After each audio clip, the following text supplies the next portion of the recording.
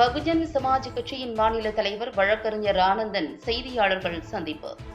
வரும் தேர்தலில் இந்தியாவை ஆளக்கூடிய கட்சியாக பகுஜன் சமாஜ் கட்சி இருக்கும் என்று பகுஜன் சமாஜ் கட்சியின் மாநில தலைவரும் உச்சநீதிமன்ற வழக்கறிஞருமான டாக்டர் ஆனந்தன் தெரிவித்துள்ளார்.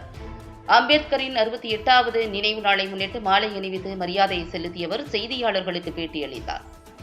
இந்திய அரசமைப்பு சட்டத்தந்தை பாபா சாஹேப் டாக்டர் அம்பேத்கரின் 68வது நினைவு நாளை முன்னிட்டு பகுஜன் சமாஜ் கட்சியின் சார்பில் பட்டாபிராம், சேக்காடு, திருமுல்லைவாயில் ஆகிய பகுதியில் நிறுவப்பட்டிருக்கும் டாக்டர் அம்பேத்கர் திருவுருவ சிலைகளுக்கு பகுஜன் சமாஜ் கட்சியின் மாநில தலைவரும் உச்சநீதிமன்ற வழக்கறிஞருமான டாக்டர் ஆனந்தன் மாலை அணிவித்து மரியாதை செலுத்தினார்.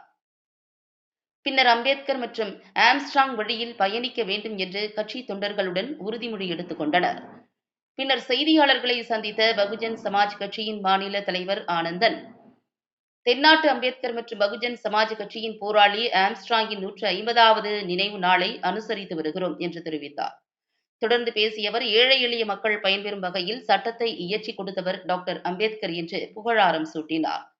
வரும் தேர்தலில் இந்தியாவை ஆளக்கூடிய கட்சியாக பகுஜன் சமாஜ் கட்சி இருக்கும் என்று உறுதிபட தெரிவித்தார். இந்த நிகழ்ச்சியில் பகுஜன் சமாஜ் கட்சி தொண்டர்கள் திரளாக கலந்து கொண்டனர்.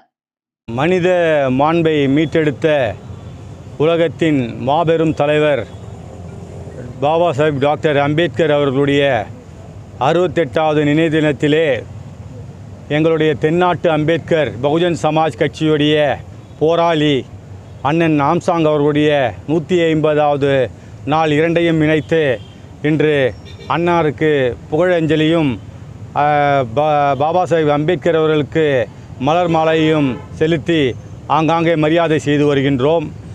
ஒரு உலகத்திலே தோன்றிய, இந்த நூற்றாண்டுகளிலே தோன்றிய மிகப்பெரிய அறிவாளி என்று கொலம்பிய பல்கலைக்கழகத்தாலே அறிவிக்கப்பட்ட பாபா சாஹேப் அம்பேத்கர் அவர்கள் இந்தியாவின் அரசியல் அமைப்பு, இந்தியா எப்படி இருக்க வேண்டும், இந்தியாவை எப்படி ஆள வேண்டும், ஒரு கவுன்சிலராக இருந்தாலும், ஒரு எம்எல்ஏவாக இருந்தாலும், ஒரு எம்பியாக இருந்தாலும், ஒரு பிரதம மந்திரியாக இருந்தாலும் இந்திய அரசியலமைப்பு சட்டத்தின் பேர் மரியாதையின் பேர் அதில் ஓர்த்தெடுத்து அதன் மூலமாக தான் ஒரு பிரதமராக முடியும், ஒரு அரசியலிடையே ஒரு பதவியை எடுக்க முடியும் என்ற மிகப்பெரிய ஒரு அரசியலமைப்பு சட்டத்தை உருவாக்கியவர் பாபா சாஹேப் டாக்டர் அம்பேத்கர் அவர்கள். அதாவது பாபா சாஹேப் அம்பேத்கர்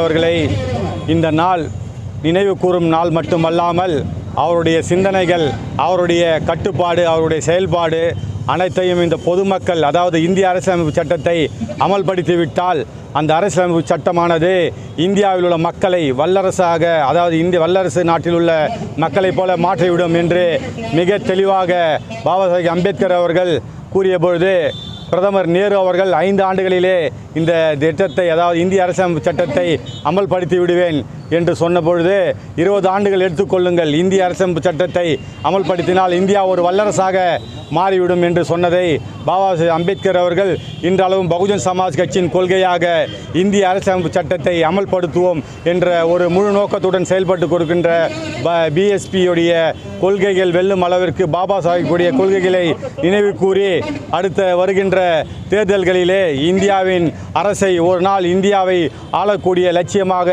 எங்களுடைய லட்சியம் இருக்கும்.